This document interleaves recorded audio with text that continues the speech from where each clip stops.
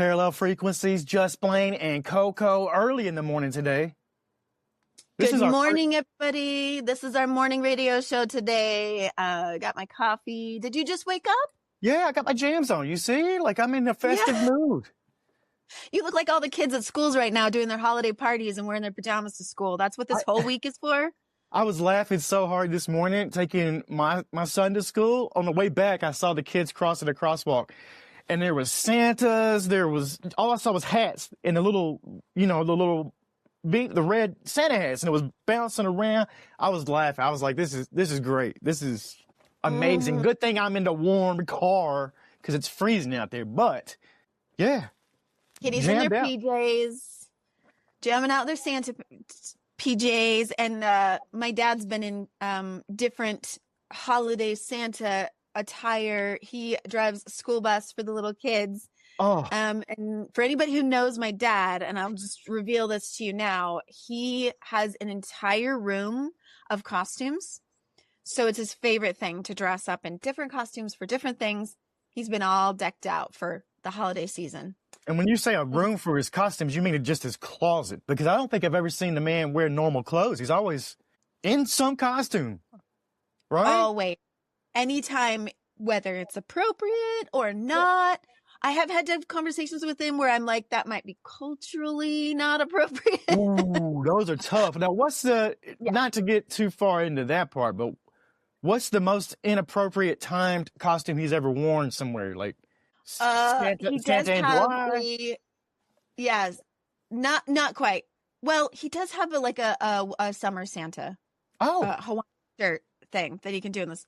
I'm thinking about starting him an Instagram that's just Santa and all year round. So what is Santa doing in the summer? What is Santa doing anytime? I have seen him wear Civil War attire for what was it? Memorial Day. Okay. He's full period appropriate Civil War era. I've seen him in the Roman outfits. He's got the Roman gladiator costumes. He's got the little chariot he rides in. That's wild. He has a chariot. He has a full Roman outfit. He does wear that to nativity scenes. He shows up as a Roman. And he'll go, what's going on here? What are you guys doing? That seems a little culturally inappropriate. I'm not sure. Yeah. Luckily, people know to take it with some good humor, but he'll show up. He has shown up as the Spanish Inquisition. He'll be like, no one expects the Spanish Inquisition, and show up at different things. He did show up as a Puritan with a torch and a Bible at my witch's night out party. So it's always fun. He likes to troll a little bit, it sounds like. He likes to troll. Yeah. Yeah. It's not anything for a laugh. I love that. Yeah. Let me share something with you. I caught this awesome movie trailer. I cannot wait for this movie. And actually, we're just going to watch the trailer together and see what you think about it. But it's a new Steven Spielberg film. Now, it has a little bit of the Grudge feeling in that sound. It does. It's got a lot of feelings from a lot of different movies, but Disclosure Day is what it's called. I cannot wait for that. I can't wait for that movie. Fantastic. Emily Blunt. Oh, is she amazing? Are you familiar with the idea of Disclosure Day? It's the day that we're going to find out that aliens are out there. They've been here. I feel like we've had it, or at least to the point where, there's been enough leaked information from government officials and things to say, yes, we're not alone. We know this. And honestly, it felt like the whole world just went, yeah. I've always said it's the worst kept secret there is. I know. It is. It's absolutely the worst kept secret that aliens are out there. So why haven't we had a full blown Disclosure Day? Now listen to me. I have caught myself way too deep into Dr. Stephen Greer lecture at some point after partaking in a little bit of marijuana and this and that, but I love Stephen Greer. Some people say he's a kook or whatever. Yeah, whatever. You'll say that until you see Disclosure Day happen in real life, I think. And he's been talking about that for years. He's one of the alien, UFOologist or whatever. How do you get to be a UFOologist? Sure. You go on the History Channel and they put this little name thing at the bottom of the screen and they can put whatever they want underneath your name. They tell them what to put on there then. That's what it is. And, if I was ever invited on that show and I could talk about whatever that I feel like I want to talk about, then they could just put Courtney Pearl, paranormal spiritualist expert. And voila. I'll tell you what I want to be. I know what I want to be. Okay. I want to be the one. If the aliens are listening right now, and I know they are, please let me be the one to tell the people. I don't want to be the one that gets to say, you know what? They're here. And I feel like if somebody went on screen, like they're teasing in this trailer, he's going to go up in front of the whole world and he's revealing something and he's showing something. I feel like in this age of AI and everything that you're seeing on, scrolling on social media or what they can make with just an app on your phone now, I don't know if anybody would really believe what they were seeing. Whatever the reveal looks like, they would be like, okay. I'm sure we've seen aliens. I've got UFO stories. I grew up on a farm in the middle of nowhere. You think I haven't seen some stuff flying in the air that you're like, wait a minute, that doesn't look normal? Yeah. But you just kind of keep on going about your day and act like you never saw it, But it sticks with you. It sticks with you. So I wonder about that. Well, I was a huge X-Files fan. I'm not a skeptic by any means. I've always felt like, well, yeah, for sure. There's, and I have seen things. I have witnessed things that I can't rightly explain.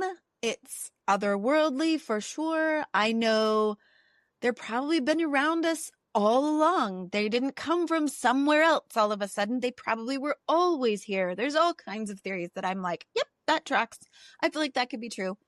And yet doesn't change my day to day. So I still have to get my kids up for school. I still have to cook dinner and voila, here I am. I wonder how many people will stop paying that rent when Disclosure Day hits. Oh yeah. We get told, I'm done with my bills. I'm not paying no. I'm definitely not paying bills. Nothing matters anymore. No, I'm definitely not paying the bills though. If they do like I asked, and let me be the one to tell everybody, because I just want to see the look on everybody's face. And they can call me crazy. They can do all that. That's the thing too. It's like all these people we call crazy, like Dr. Stephen Greer. Are they going to call him crazy after everybody gets found? Probably. Sadly, probably. I thought you were going to say what I've been seeing a lot of mystics and lore keepers like myself have been saying on social media, which is, if I step into a fairy ring, will the fae take me? Ooh. And then they're like, go ahead and take me. I'm here for it. I'm ready. I thought that's what you were going to say about the otherworldly creatures, is just like, hey, if it's going to happen, let me be the one. Just take me. Well, I'm ready. I'm okay with it. Lift me right off this planet and take me somewhere where humans are not destroying each other and the earth. Honestly, you know what? I'll add that to my being the one. That's how we'll do it. I'll let everybody know. Please let me tell everybody. And then, I'll just float off I'll just ascend off into whatever. And people be like, whoa. Okay. Yeah. Be like, it's time for me to go. Bye-bye. And then people will be going to the YouTube channel saying, that was AI. Probably. That's what'll happen. That's my point. Nobody knows what to believe anymore. The disbelief. I mean, I do know what to believe, and that's that I saw a incredible holiday movie yesterday, probably for the first time. And I can't believe that, because all the names in this movie, all the stars, all the lines from Diane Keaton. Oh my God, let's not even touch that yet, because there's so much to get into. But let me just tell you, I'm in my PJ still, and I put this movie on yesterday. I wrapped up in a blanket, And the next thing you know, I woke up and the credits were rolling. But it's because it was so warm. And it was like a warm hug for this movie was to me. Gosh. I was like, you know what? This is absolutely a holiday movie. It's got to be watched. So when I came to, I did start the movie back over, and it was exactly what I thought. Like, it was comedy, dramedy. It was all that stuff in one. The Family Stone is the movie. You're the one that turned me on to this movie. Yeah. I don't know how I slipped past this. I don't know how I missed this one. I really don't. And I even forgot that that we had talked about Coach. I know I was thinking about Diane Keaton. I was like, well, let's do something to honor her. We did this Rob Reiner tribute last 2 episodes. So I'm like, we got to talk about Diane Keaton. And this is one of those holiday movies we absolutely have to talk about. But forgot who played her husband in the movie. I was shocked. I did the old jump back when I saw Craig T pull up in there. And this is the first time I probably seen Craig T. And I have to negate what I said earlier, that I thought Craig T was actually Hayden Fox, because he shows a whole different side in this movie than the Hayden Fox. Hayden Fox does come out a little bit, especially at that dinner scene. He does yell, and I'm like, oh, there's Hayden. There's Hayden. There he is. There's Coach Fox. But he is like this warmer version. Maybe this is Hayden Fox in his old days, because he's quite a bit older. Yeah. As he gets older, his family's all coming home for the holidays. I could see it. You know, actors, the best acting is when they really are just another version of themselves. And so for a lot of his roles, he's playing just another version of himself, which I think Diane Keaton does perfectly. All the roles she's ever played, they're not vastly different. It's not like Christopher Guest, who you would just completely... I forgot to say this when we talked about The Princess Bride, but all of those Christopher Guest movies that I've seen, Best in Show, Mighty Wind, Waiting for Guffman, I love those mockumentary, all those movies. But I remember the day I realized, or someone told me, that they were all Christopher Guest, that those characters and the Six-Fingered Man and The Princess Bride. I was like, wait, hold on. Yeah. I thought that was... So obviously there's talent in that presentation of the acting ability, but I think that Diane Keaton has that more subtle. Every character she plays is really just a version of her, but a different version, like highlighting a different part of her. And I think she did that very well in this movie. She seemed right at home in this movie, big time. Like she filled that role. Like, not that she didn't fill every role that she ever played, but she did. She took this one to the next level. And I think it was because it was the holiday movies, and it was because she was like the mom. We've said matriarch. The moms make the magic happen, and that's what she was trying to do with everything going on with all this chaos. I mean, you can sum this movie up right here with saying it's just an uptight New York executive Meredith meets the free-spirited Stones at Christmas. Everybody misreads everybody, hearts get rerouted, rings get reconsidered, and grief sits at the table whether we invited it or not. Oh. That's the best way to sum this whole movie up. It dropped in December of 2005, made a whole bunch of money. Mm-hmm. It made a whole bunch of money. Their go-to classic for the holidays too, since it came out. Yeah, and I don't know about you, but I would dare say there's a lot of people out there who love watching this movie for the reason that Sarah Jessica Parker plays the uncomfortable, awkward. Do we like seeing her squirm a little bit? Do we like seeing that?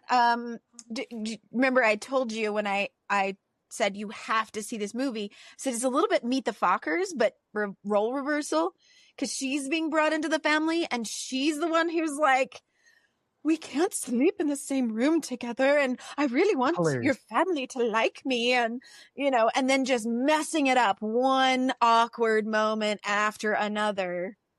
I loved seeing her squirm, because this right here was this was at the peak of Sex and the City, or maybe near the end. I can't remember where it was, but that would have been a totally different side. And Sarah Jessica Parker, due to Sex and the City, was about to be typecast. She was about to be this in every single thing. And then she popped out this wonderful performance in The Family Stone. showed what she could really do. And I think that did help her break out of not getting typecast as the same character that she was in Sex and the City across everything, you know? So seeing her squirm means that she knows how to act, really. She took this role, and I think nobody else could have played the role. Nobody else could have played any of these roles, but they did try. I know that Luke Wilson and them, I think Johnny Knoxville was going to play that character at one point, but that would have been right? That'd have been interesting. But these people, you had Claire Danes, you got all these other people, you know, Dermot Mulroney, Rachel McAdams, huge list of stars, and they all shined big time in this movie. Yeah. Oh, let's talk about Rachel McAdams for a second, because she plays the youngest of the Stone family and probably the most harsh to the incoming Meredith. Does not like her at all and does not hide it. But it's interesting to watch her character throughout the movie, because in the most of the movie is set the days leading up to Christmas Day, and then you see at the very, very end a year later. So where are they now? Kind of at the end.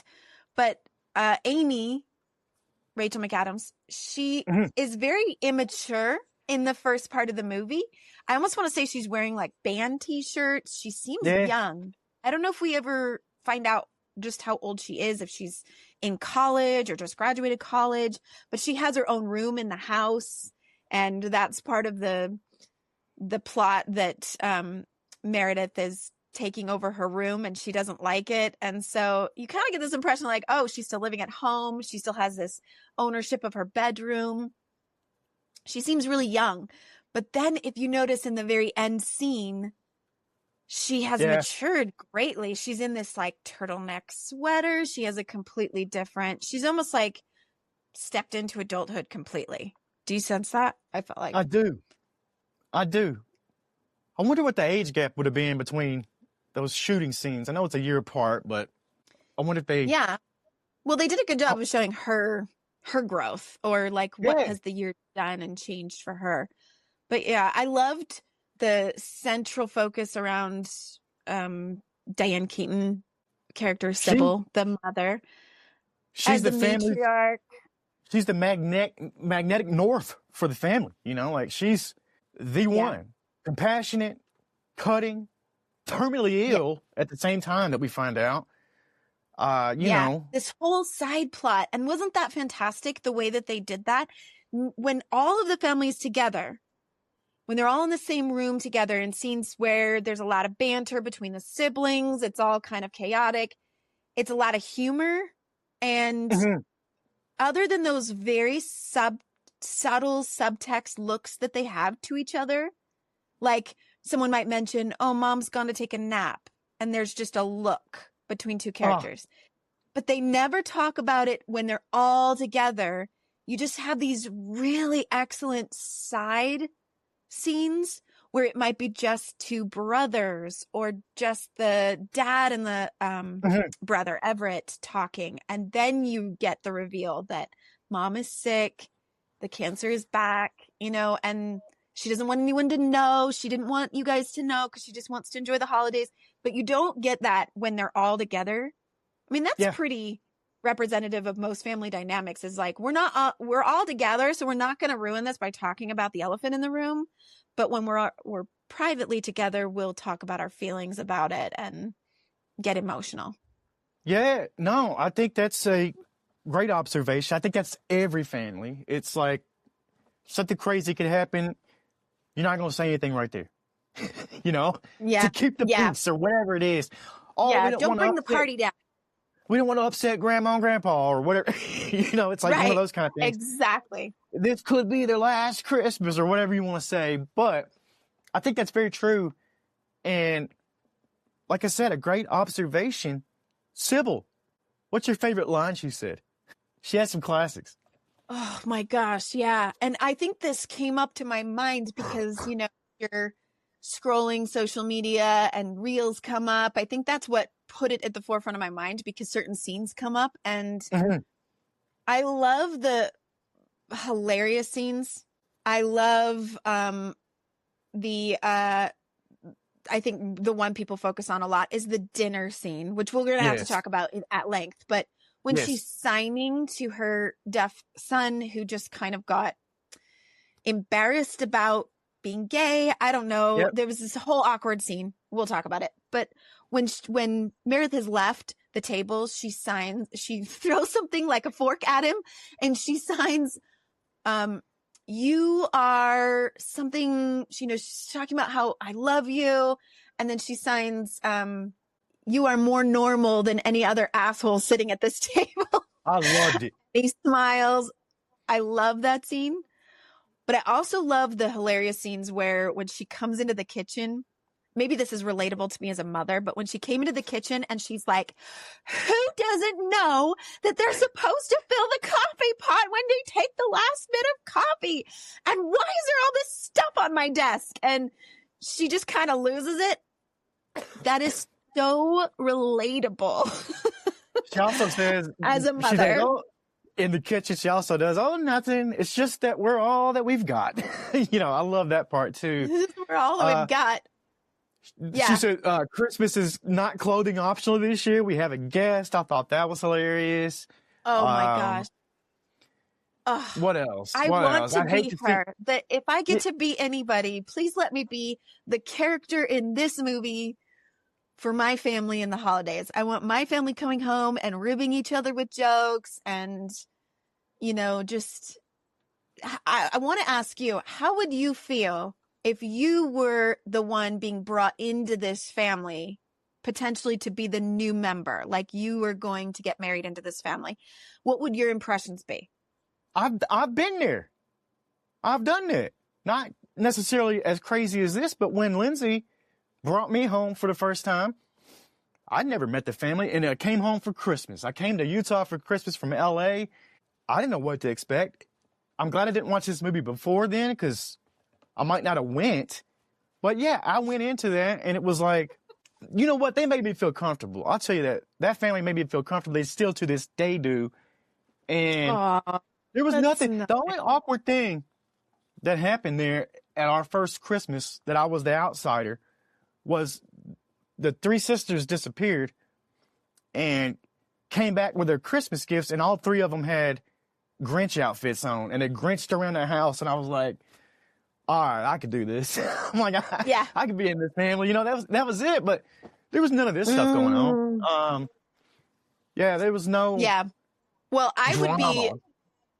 I think the way that Meredith brings her sister in, played by Claire Danes, and you see almost immediately that Claire Danes' personality, or the character of the sister, her personality, Julie, she fits in with this family.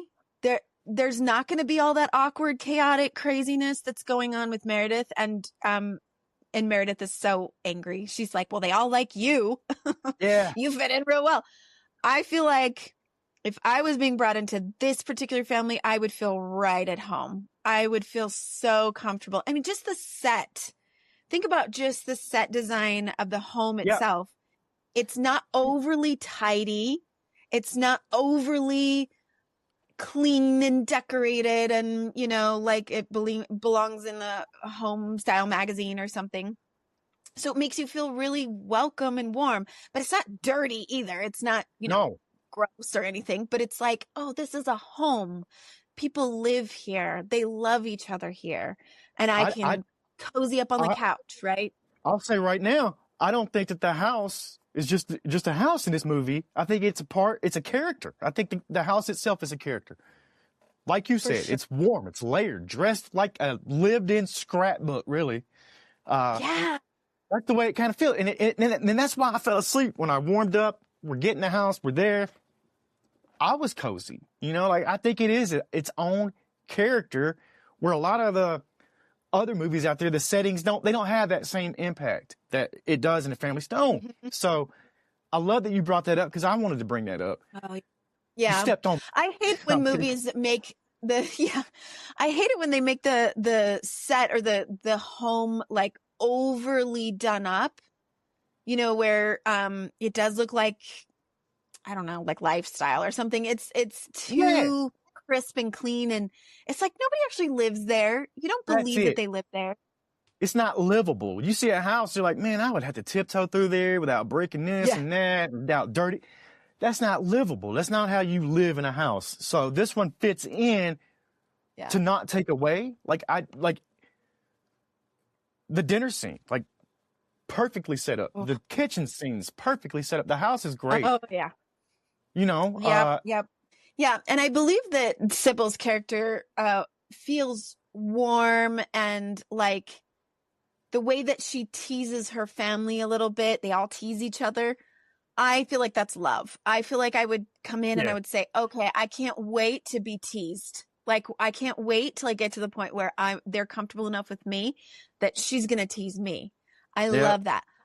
I think that might be a little bit that I have Leo in my top 3 chart. That I like when people tease me a little bit because they know me well enough to tease me. Yeah. That feels good. I'm like, oh, you know me well enough to joke about that. Okay, you see me. That's nice. So she does play that off really well. And Meredith doesn't seem to get that. She's very like, I want so badly the desperation of wanting to be liked by these people and then not reading their banter and not reading their vibe and not fitting in with it at all. It's so thick. She tries. It's so uncomfortable. So hard. She tries so hard. And then let's just get to it. The dinner table scene.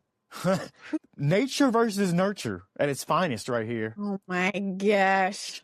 Meredith digs into the conversation. She's not equipped to navigate this. Goes sideways fast. I mean, that's the best way to describe this. The worst part is that she digs in. She doesn't read the room super well when she starts to say, well, I don't think you would want a child to be gay, right? You don't want that. And then the mother's like, what do you mean?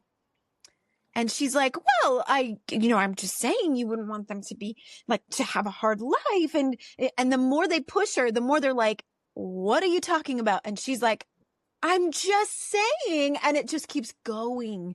And you're like, shut up, Meredith. You're like, oh, how much worse could it get? Yep. It reminds me of the Milk the Cat scene in Meet the Fockers. That's what I think of, is like those awkward, like, no. What are you doing? The dinner scene really, though, showed our love for Thad, the deaf, gay, adopting with Patrick, and how the family's defense is absolute. Like, they're not budging on this, and they shouldn't. Yeah. They shouldn't. Yeah. And even the dad, Craig T. Nelson, Kelly. This is where Hayden comes out. Yeah. And he's really soft and gentle most of the movie. I mean, he's, am I remembering this wrong? Is he something like a psychologist?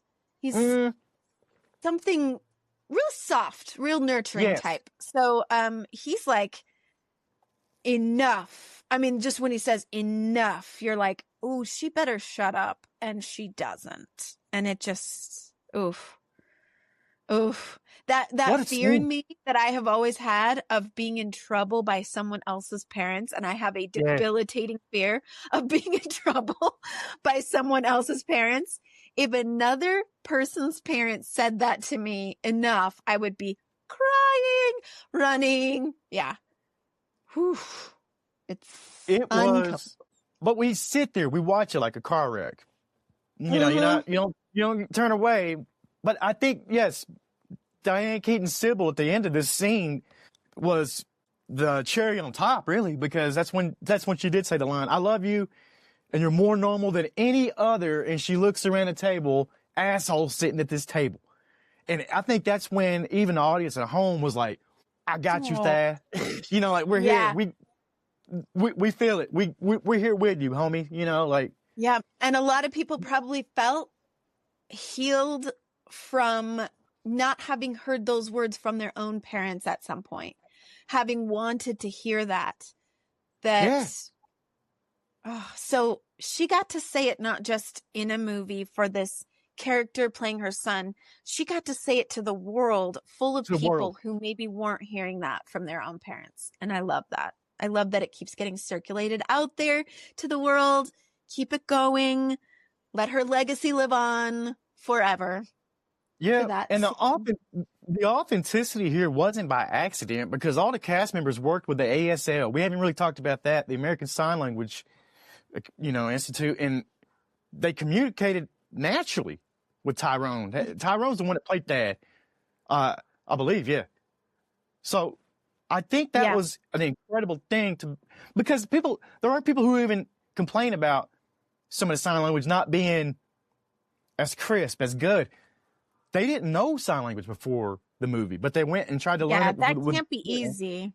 No, not at all. They had a crash course in sign language. I can't imagine what a crash course in sign language is, So learning all of those lines and then having to learn them in sign and make sure that you get it correctly. So, I mean, I applaud them for their effort and that, more and more people, deaf people and of that culture and that speak sign language, that they are represented in movies. So power to them for that. The music. I like the music too.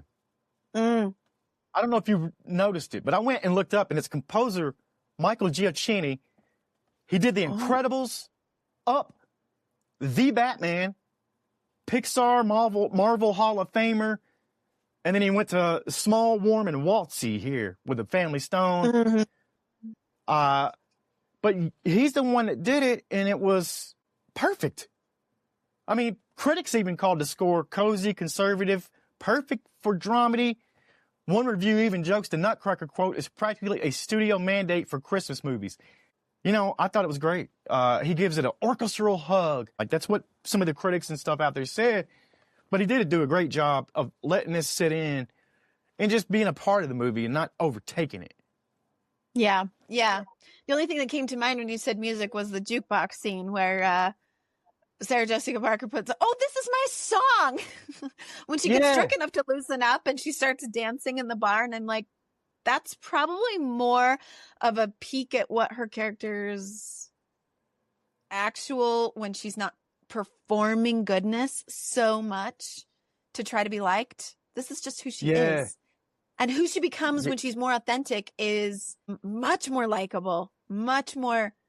So, I mean, that goes to show you in healing work, people, if you're not performing goodness, you can actually connect. Yeah. If you're performing goodness, you think you have to show up in some certain way to be good or acceptable. You can't really authentically connect. And so nobody could connect with Meredith. Nobody knew who she really was. And the mother was very much like telling her son Everett, listen, before I die, I just have to make sure you know this woman is not right for you.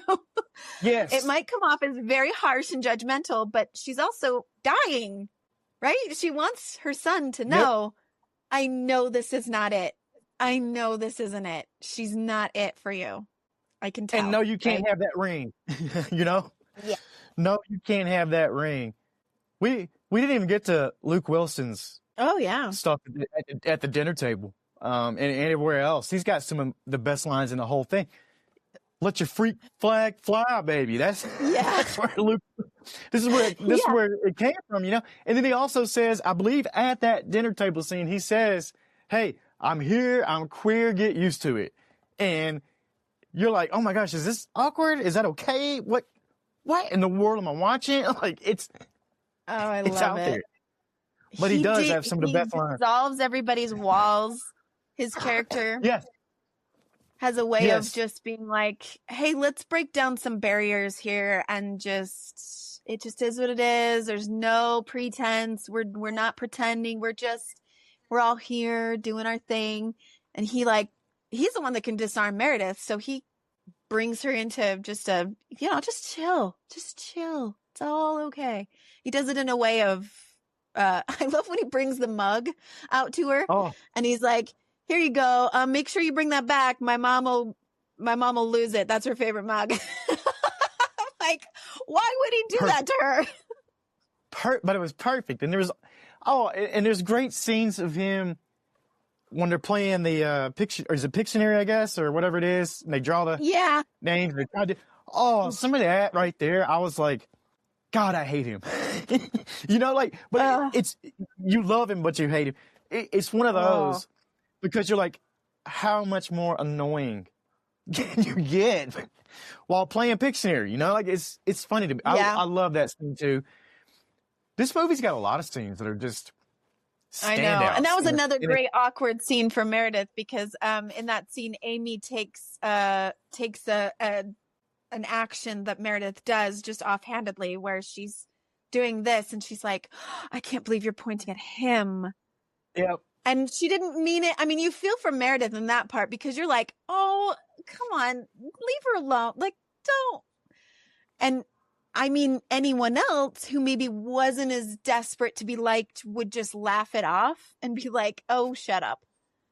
Yeah. But Meredith is already so sensitive and already so embarrassed. I mean, it's like she walks in the door embarrassed in this whole movie. So she's just like, oh, she can't handle it. She's triggered constantly.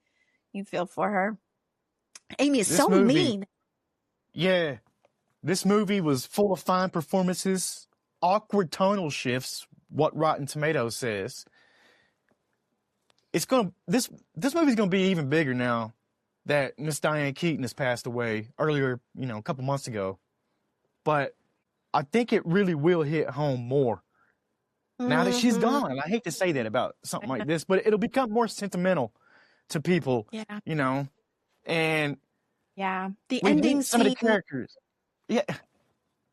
With her pregnant? That got to me probably more. Oh. Do you think that they used a real photo? Yeah. I think she was never pregnant in real life that I know of. So I think they had to have used a real photo and maybe doctored it. Incredible. For that the scene where everybody gets the photo, I tear up every time.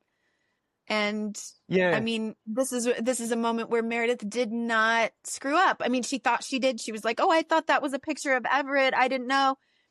She thought she was, she didn't know what was going on. But then when she says to Amy, "That's me and you, kid," and oh my gosh, Rachel McAdams starting to cry. Yes, that acting is. I don't think that was acting. I think there was real sentiment and emotional. It pulls at the heartstrings. And so at that last scene, when the mother is no longer there and you realize she didn't make it a whole other year to see another Christmas, and now that Diane Keaton has passed, you just feel that even harder. It's heavy. This movie had characters that we were supposed to hate.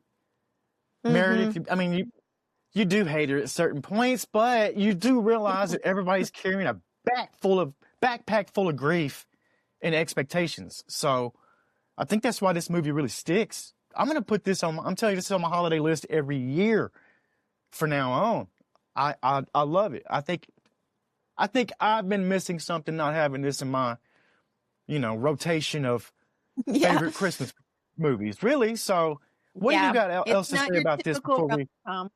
It's not. You got anything else you want to add before we wrap this one up on The Family Stone? Just as a special tribute to Diane Keaton, I think that just like the character she plays in this movie, I've always wanted to be one of those types of moms or ladies where you enter their home and they automatically treat you like they have this secret or this inside joke that she's like letting you in on. And that's what I think of when I think of her performance in this movie, particularly. It's just that she's got this way about her that's like she's pulling you into her inner circle and letting you be a part of this inside joke. That's all. I love it. That's it. Parallel Frequencies, Just Blaine, Coco. We'll see you next time. See ya. That was great.